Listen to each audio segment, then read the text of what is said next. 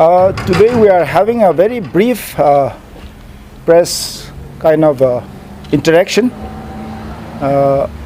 with regard to the violent incident that happened on 2nd October 2024. And in that incident, so many people have been injured and 4 people have died. In this incident, the police has responded very seriously to bring law and order back to this important hill district headquarters, Ukhrul. And in this, the civil police, the MR, the Assam Rifles, the BSF, and so many others, including the leaders of the 2 villages, have cooperated. And now we are seeing normalcy from the evening of 2nd October onwards till now. On that day of 2nd October,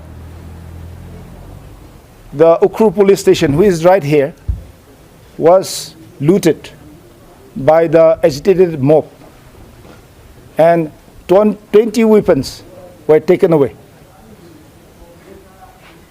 With the help of the various security forces in the search effort,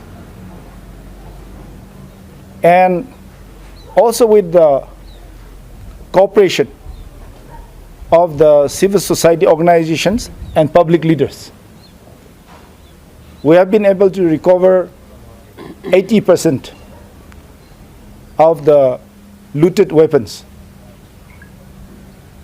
This is something unprecedented and noteworthy and praiseworthy for all those who have played a very positive role to bring back normalcy as well as to ensure law and order in this hill district.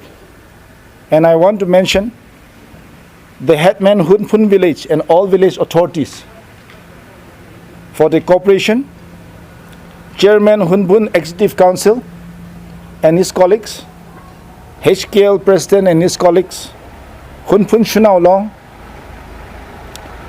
social workers Somatai Saija, Khayu Rulang, Yalui Chinkai, Madam Soso Saija, Agnes Saija,